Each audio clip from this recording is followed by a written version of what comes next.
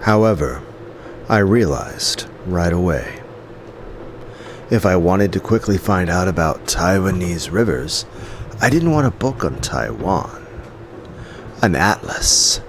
There must be one of those somewhere around here. Search, my butterfly minions.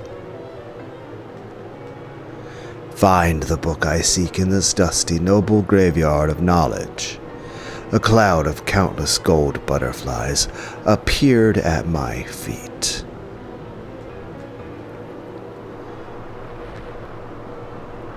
They swayed, blew like the wind, and coiled themselves around the library. Eventually, the cloud of butterflies selected a single book. It seemed that this is the one. Well done. A World Atlas, Asia volume. Perfect. It was a grand, thick, illustrated encyclopedia of maps, several volumes long. There was even a thick section on Taiwan. This should be plenty useful. Taiwan?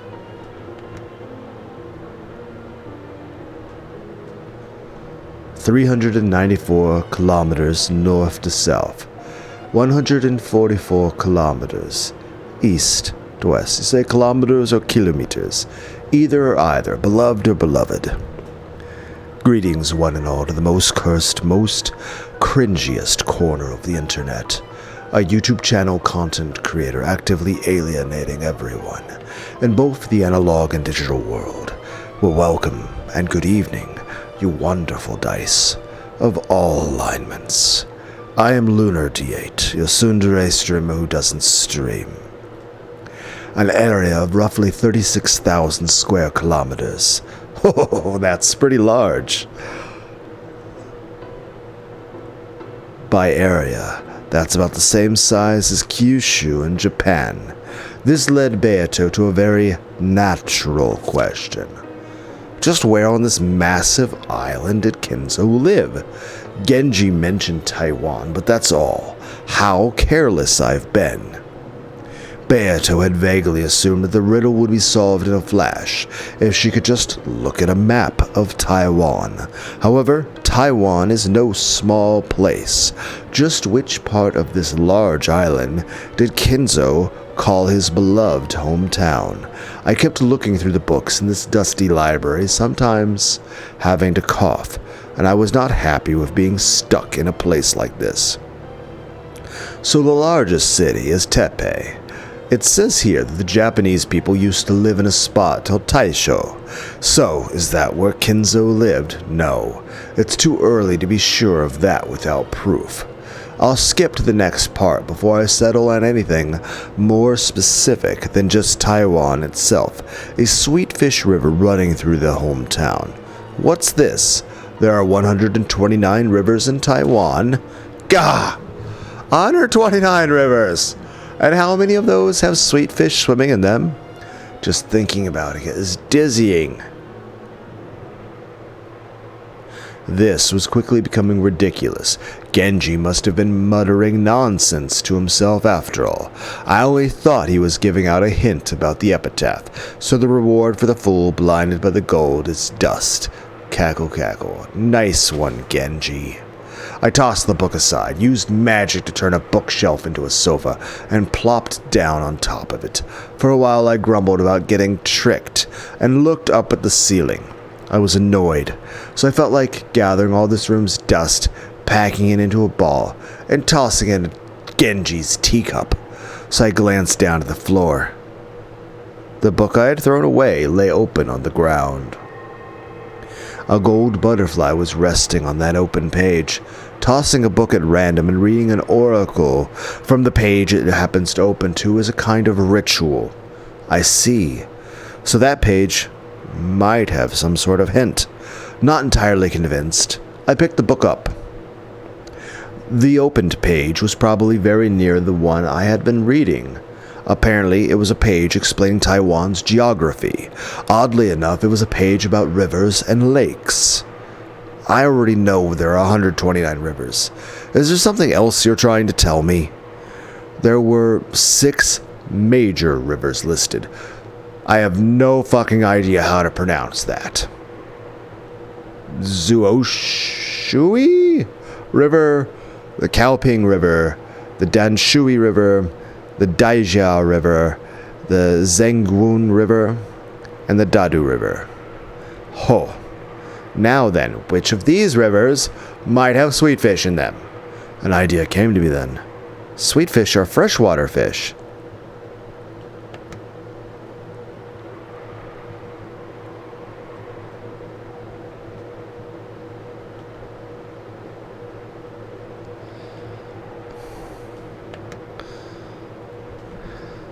And you don't find ocean waters in rivers.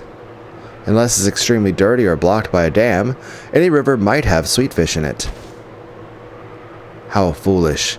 All rivers have fresh water in them. What's stopping sweet fish from living in any river? Come to think of it, what a foolish name this Danshui River has. Freshwater river? What sort of river isn't a freshwater river? It would only make sense to name a river after what is in it if it were literally anything else. Danshui River flows from Tepe to the harbor town of Danshui. I see. It isn't called that because of the water in it, but because of the town at its mouth. As you travel down the river, you will see a village. In that village, look for the shore the two will tell you of.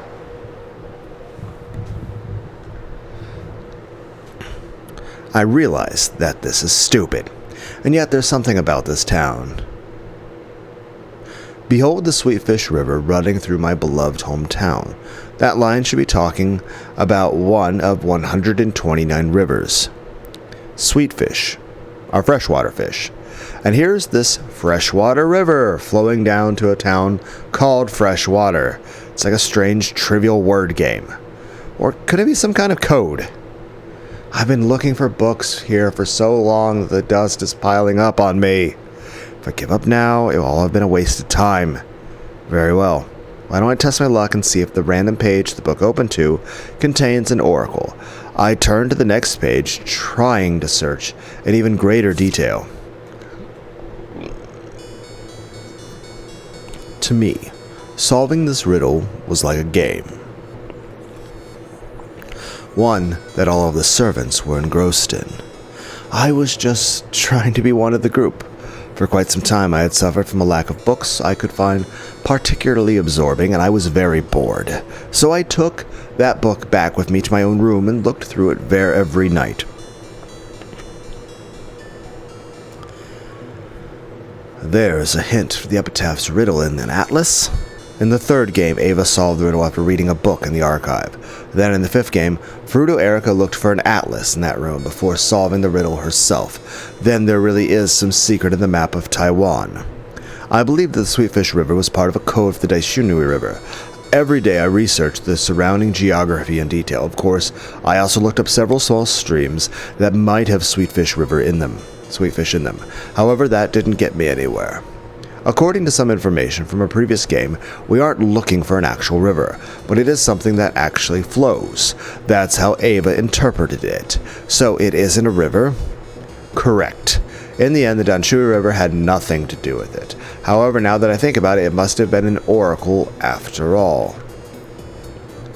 The river itself was unrelated, but it was still a great hint. The river was unrelated, but it was still a hint?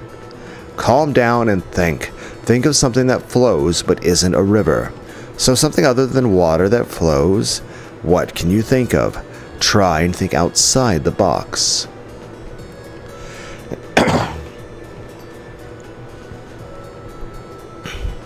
Will, I'm tired of all this puzzle solving. Stop being annoying and give us the answer. You solved the epitaph, right? Probably. Something other than water that flows? Something. Methods of transportation? Like a road or a highway? Correct. It took me long to realize that the Sweetfish River did not refer to water itself. That's right. There's something other than a river with the name Danshui. Something that both people and things flow up and down. Up and down? You mean? That's it. Railroads. The Danshui Line. It's a railway that goes from Taipei to Danshui Harbor. It was constructed in 1901 while Taiwan was under Japanese rule. Afterwards, the number of stations continued to grow and it became a major artery into Taipei. This railroad was used after the war as well as is still in common use after the Danshui Line of the Taipei Rapid Transit System. Its route begins, you guys say route or route? Begins at the Taipei station and continues on until the down of Danshai.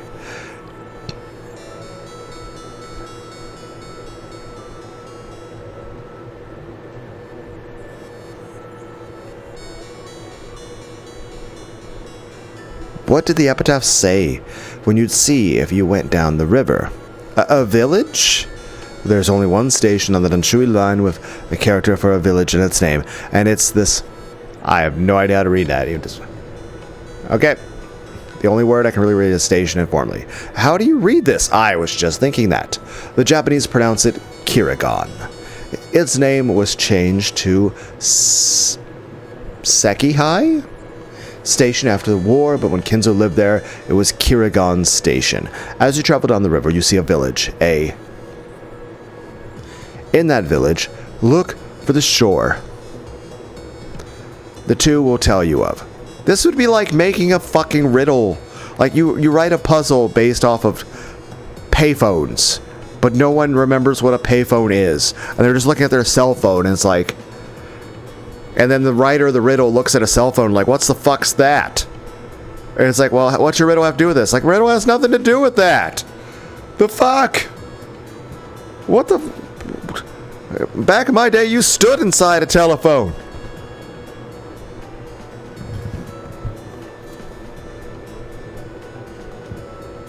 Giggle. Isn't the only one. You can also see a character for the shore. In the end, it took me quite a long time to work out that this station was the one referred to. It has the character for village and the character for shore. It felt like a kid's riddle playing with letters.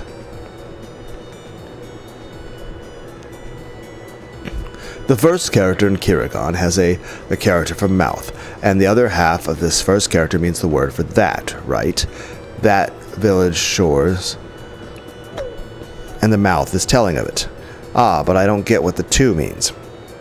The three characters of Kirigan can be split into a mouth, a that, a village, and a shore. Those are all words that appear in the epitaph. In that village, look for the shore. The two will tell you of. You can read it as a code for the name of the station. However, I don't understand the part about the two. I was also stuck on that part. However, by then I was very confident that the station was what the epitaph referred to. If the station was once known by a different name, then could some local spot have also had its name changed? That's right. Kirigan Station was named after a nearby location after all, and though the name of that area was also Kirigan, it's written differently. Ah, there are two mouths. It didn't take much investigation before it was clear. The epitaph must have been referring to this place called Kirigan. Then, is this where the key to the Golden Land rests? That would be the obvious answer. However, I couldn't make the long trip to Taiwan to check. And of course, the place known as Kirigan is quite large itself. If a tiny key was hidden somewhere there, I'd never find it. I was at a loss. But you didn't give up. I was certain that I had found the answer, at least to the first 5 lines of the epitaph. In my eyes, it truly was an entertaining game. No, a mystery. I almost gave up then. However, there was no doubt that I had the key in my hand, so I decided to travel to the Golden Land in accordance with the epitaph. On the first twilight, offer the 6 chosen by the key as sacrifices. We can tell by this line that the key refers to 6 things. Reasoning makes it possible to see that this couldn't refer to a physical key. 6 things? Yes, 6 things. I was merely a thick-headed human. I decided to look through the books for anything related to the number 6. 6. 666. The location of the key, called Kiragon, was hidden by a word game. That meant the 6 things were surely connected to some sort of a word game too. 6. Sex, 6. I kept searching for 6. Is there some way to split the characters in Kiragon to get 6? A good idea. Still, no matter how much you stare at those characters, you won't get an answer. The problem here is that Kiragon is just the Japanese reading of the name. Then how did they pronounce it there?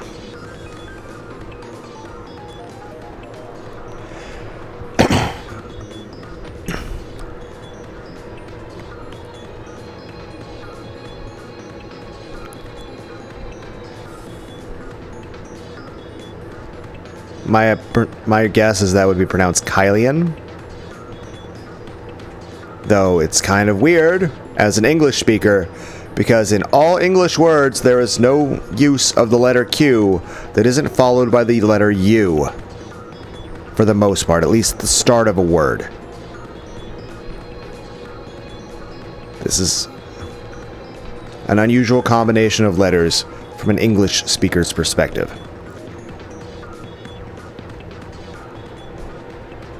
I would say from the way that's written, I would say Kylian. But I would say from an English speaker's perspective, it would be have a U after it and be Quillian. But again, this is not an English word. I'm simply speaking from what's the normal gut reaction for how to pronounce a word, based on my understanding. When written in Roman characters, that's 6 letters long. 6 letters. Then it is a word game after all. This is what it means with 6 chosen by the key. I get it. Talking about it like this, it sounds like a line of reasoning that can be reached in a second. However, it took a long time before I reached this spot on my own. A dizzying number of nights passed from the time Genji uttered that single word, time I got this far. So what does it mean to offer the 6 letters as sacrifices? On the second twilight, we start hearing about those who remain. Reasoning opens up on the possibility that the 6 letters of the key are being removed from an even larger set of letters. However, what could the 6 letters be removed from? That puzzle worried me for a long time.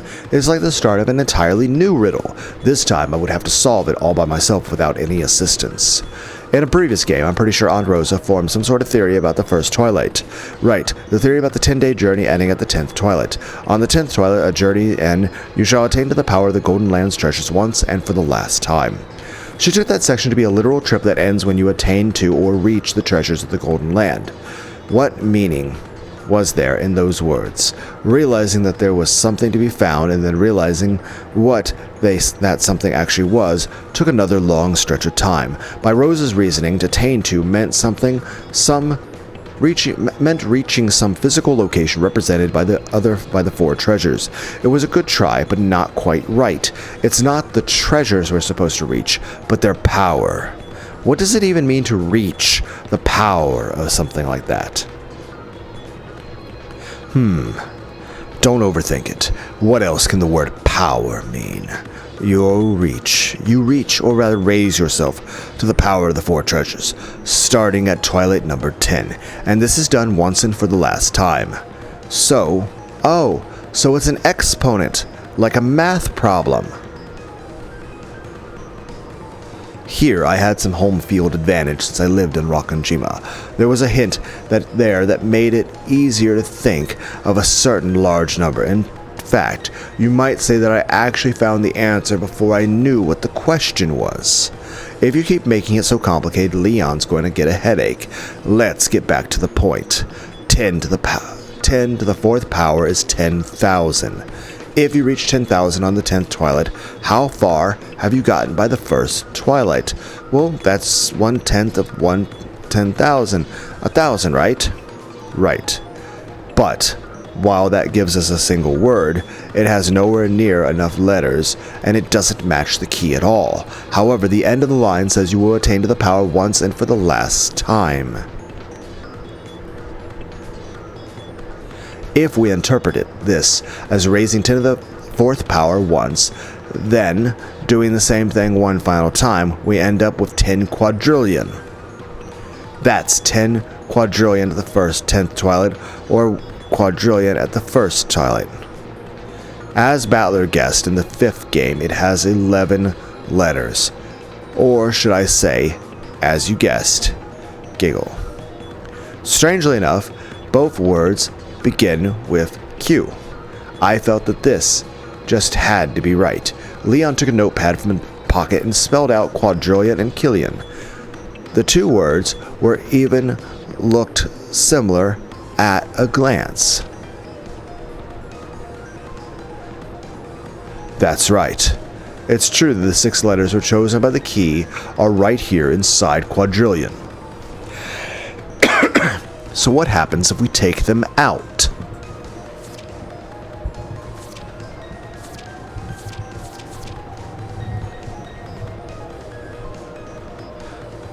We're left with 5 meaningless letters.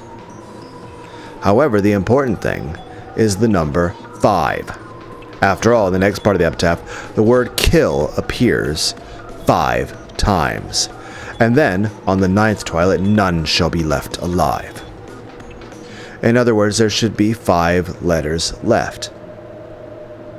On top of that, just as Battler-san guessed in the 5th game, 2 of these letters are close to each other.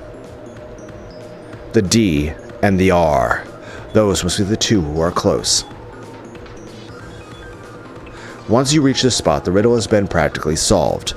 Or, put another way, this is as far as you can go with the epitaph alone. You might be able to figure out the answer with a little more wordplay, but you won't be able to activate the device. That's right. Once you know that much, all that remains is to gouge and kill. You had a good idea of where the place was, even before you got this far, right? Yes. Some people suspected the gold was hidden there, even before the epitaph appeared, and because of the mysterious phrase that appeared there, it's only natural that I thought the place concealed some secret. What do you mean by the place? The place with the device that opens the door to the Golden Land. A quick-witted person should be able to figure out where the first twilight is by now. Huh? I thought the first twilight was quadrillion, not a place. It's the place where quadrillion is written. You should know it. Or did you blindly follow Kinzo's orders and never go near it?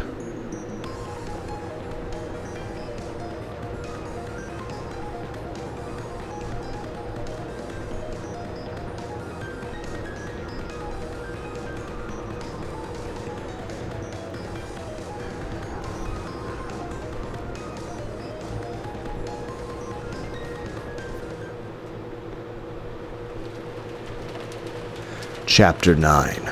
The Day the Witch Revived.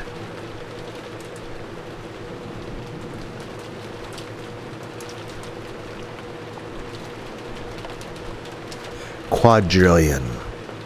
There's only one place you'll find that word in Rakanjima. Gold butterflies flitted from the shadow to shadow, dodging raindrops. Unless my memory is mistaken, this is probably the place. It was the chapel. That mysterious building, one of the oldest on Rakanjima, which had been built at the same time as the mansion. It was called the chapel, but once Kinzo had used it. But not once had Kinzo used it for worship, and the members of the family had never been allowed inside. There were strict orders that none approach it without reason, and its purpose has always been a mystery. However, all of these mysteries got boring after several decades. At some point, everyone forgot the chapel even existed, and that splendid building passed from the thoughts of Rakanjima's residents. Of course, this had been true for Beato as well. Beato, who hated boredom, had no desire to approach places that humans never went. Her last memory the last time she went there was to taunt Shannon as she tried to clean. There can be no doubt. This is it. That is it. Quadrillion. Beato looked up. Above the door of the chapel there was a relief displayed over an arch. English words were written there. You will be blessed only at a probability of a quadrillion to 1. So you thought that was the probability of someone solving this riddle?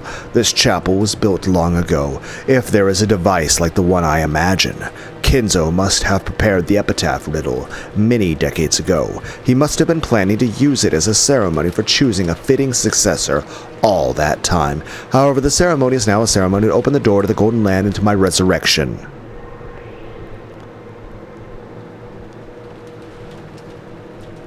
When I snapped my fingers, the ground bulged and several snake-like dead trees sprouted up. They twisted around each other to form a ladder which leaned itself against the door. If my guess is right, there's some sort of device in that relief. I slowly climbed the ladder. Because of the size of the door, the relief was very high up. This close up, it looked much bigger than it did from the ground. Come to think of it, whenever we cleaned the chapel, this relief was the only thing that Genji always made sure he polished himself. I always wondered why he didn't leave something so trivial to the younger servants. I thought it strange, but nothing more. The master treasured this relief so that the head servant cared for it himself. I always accepted that as excuse. But now I understand. There must be something in this relief, and Genji polished it himself to make sure that no one else accidentally found out. Quadrillion. So, am I to sacrifice the 6 letters chosen by the key from quadrillion? The tips of my fingers touched the Q. My fingertips were soon covered with dust. However, I quickly realized there was something strange about it. Don't tell me this letter... No. It had to be like this. There would be no other way to offer up sacrifices. Beato grabbed the letter Q, and after lightly playing around with it in various ways, she pulled it out with a slight clunk, just as I thought.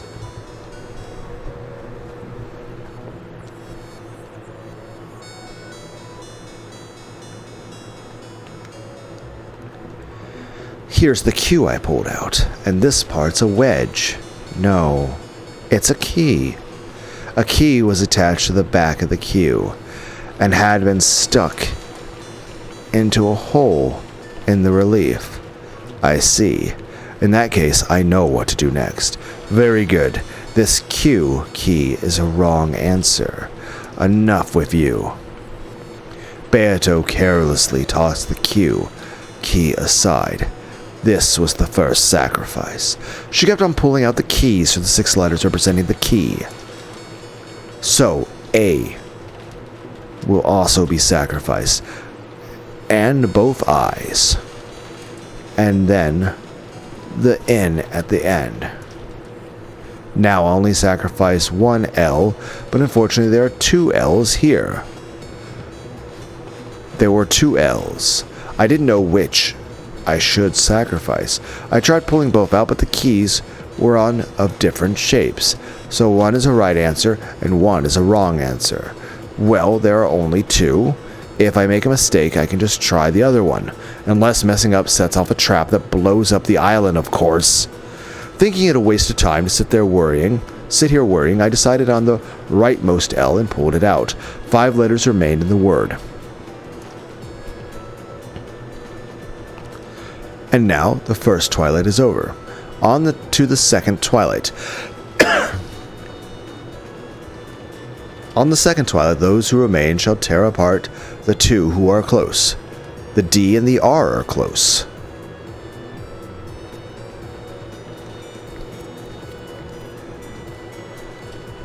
What does it mean to tear them apart? Do I pull them out? But if I do, there will only be 3 letters left. By this point, I was able to make good guess as to what gouge and kill lines meant. Gouge and kill probably means to turn the keys and take them out. In that case, parts about going from head to leg must mean starting at the left and going to the right. If that's the case, there must be 5 characters left on the board. In other words, tear apart doesn't mean to kill. If so, then we can read tear apart to mean putting a gap between the D and the R. But how? Once again, there are 2 ways to do it. Do I remove the D and move it to the left? Do I remove the R and move it to the right? After pondering this for some time, I realized both choices were wrong. No, that's not it. I've had it wrong ever since I removed the L. A short while ago, I removed the right of the 2 L's. However, if I had removed the left one, it would look like this.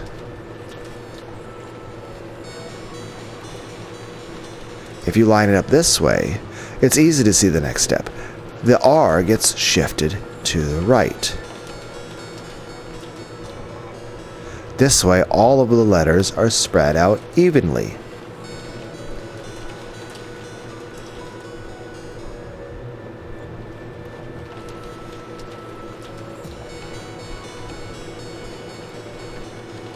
Is this supposed to be the word under?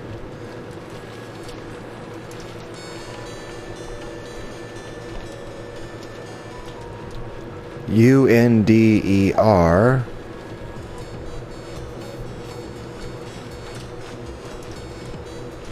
Well, I didn't click anything. I didn't. Did I accident?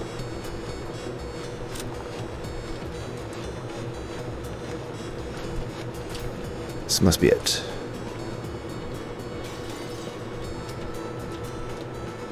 But I don't know what the second word would be. And this next part is another tough one. Praise my name. It's already clear that this is a word game. And those who remain shall praise my noble name.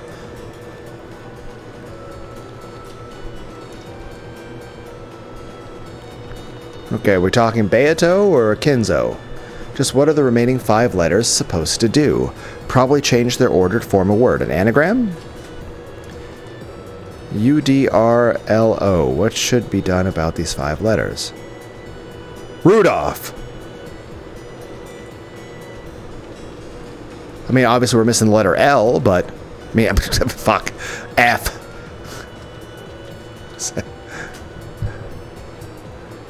But, I mean... You rearrange that word, it says Rudolph. Minus the L. I mean, fuck. F. The fucking F. What should be done about these 5 letters? Praise my name.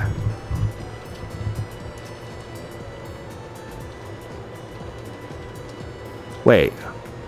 If the F is what's missing, just like my sex life, floor?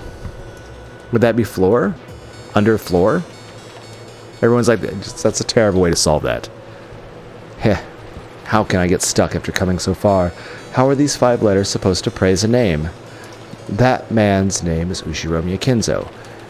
In the U part of Ushiromiya, no, several letters don't match, and there aren't any nearly enough letters to make Ushiromiya. One thing is certain, my name must refer to Kinzo. Then, does the U stand for Ushiromiya after all? Like an initial? Then what do D, R, L, and O stand for? They can't mean Kinzo. Do the R and O stand for Rakanjima? The master of Rakanjima Kinzo? Not nearly enough letters. This riddle left me totally confused. However, there are only 5 letters left. There can't be too many possible combinations of those letters. I could use the process of elimination. Thinking to play around with it, I pulled out the U. There were 4 letters left. D-R-L-O. My idea that the U stood for Ushiromiya was likely a heavenly oracle. When I removed U, I thought of making a word with the remaining 4 letters. U-D-R-L-O. These 4 letters spun around my head, changing their order. Lord?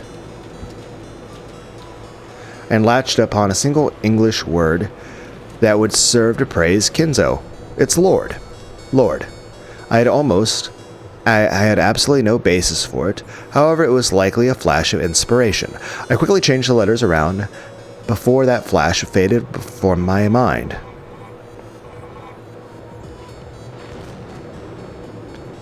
Lord U. Ushiromiya. Lord Ushiromiya. Lord Ushiromiya? On the 4th twilight, gouge the head. Oh ho ho ho.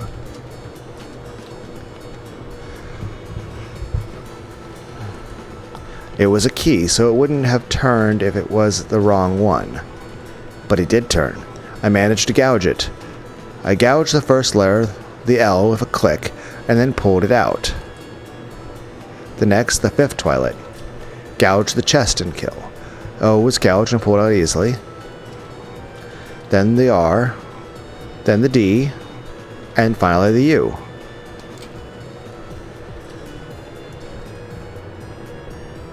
When I turned the key of the U, I could feel a resistance, as though some device had been activated. I waited for something to change, but nothing did. However, I had felt something happen. A secret door must have opened up somewhere around here. Waiting around won't accomplish anything. I've probably done everything I can here. All the letters in quadrillion have been removed. On the ninth twilight, the witch shall revive, and none shall be left alive. So this way. Has the witch... have I? Revived? The 10th twilight. At journey's end, you shall attain to the power of the Golden Land's treasures, once and for the last time. When I stepped off the ladder and looked around, I immediately noticed a small change. That lion statue. At some point, the lion statue in front of the chapel had turned to face a different direction. How did that work? Did Kinzo plan up this extravagant device back when he first started building on this island? I walked up to the lion statue and stared at it. Other than the fact that it was pointing a different direction, nothing had changed. In that case, is the lion looking at something in particular now? I followed this line of sight and saw another lion statue, and that lion statue also had changed its direction. Interesting.